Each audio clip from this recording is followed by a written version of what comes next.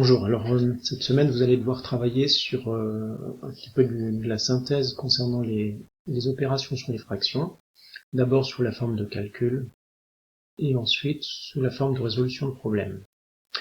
Donc pour vous guider, ceux qui en auraient besoin sur le calcul qui fait intervenir plusieurs opérations sur les fractions, on va détailler le calcul de la question B de l'exercice 1 de la page 34. Alors on vous demande d'abord d'entourer l'opération qui est prioritaire. Donc ici l'opération prioritaire est bien sûr celle qui est entre parenthèses, à savoir la soustraction, à cause des parenthèses. Donc la question qu'on se pose maintenant, c'est pour soustraire deux fractions, quelle est la règle? Donc pour le rappel du cours, la règle c'est que quand on veut additionner ou soustraire deux fractions, on doit d'abord les écrire avec le même dénominateur.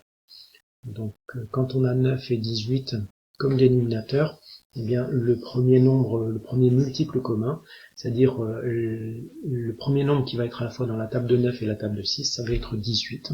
Donc l'idée de mettre chaque fraction de la parenthèse sur 18. La première, on aura multiplié le numérateur et le dénominateur par 2. Pour la deuxième, 18 étant égal à 3 fois 6, on va multiplier numérateur et dénominateur par 3. Ce qui nous donne cette nouvelle écriture.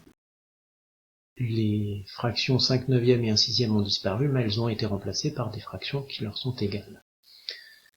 L'étape suivante va être bien sûr d'effectuer la soustraction, donc 10 moins 3 égale 7, ce qui nous donne, comme expression B, 4 tiers divisé par 7 18e. Il ne nous reste plus qu'à faire la division. Donc ça c'est le contenu du cours de la semaine passée, à savoir que quand on veut soustraire par une fraction, ici par la fraction 7 18e, eh bien à la place on va faire une multiplication, et la fraction 7 18e par laquelle on voulait diviser va être remplacée par son inverse, c'est-à-dire 18 septième.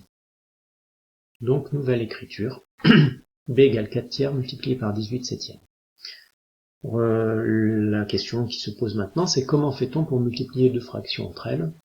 Eh bien, le cours dit, c'était la semaine avant les vacances, qu'il faut multiplier les numérateurs entre eux et les dénominateurs entre eux. Il n'est pas du tout question ici de mettre au même dénominateur. Donc, on va écrire ces multiplications-là et obtenir l'écriture qui apparaît 4 fois 18 sur 3 fois 7.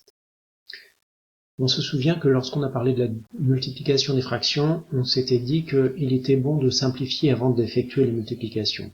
Donc là, si on se pose la question de la simplification, on voit que 18 est dans la table de 3, donc on a quelque chose de commun, un facteur commun entre le numérateur et le dénominateur si on écrit 18 sous la forme 3 fois 6.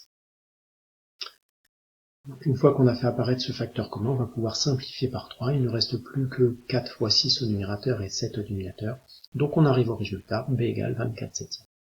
Voilà pour les différentes étapes de ce calcul.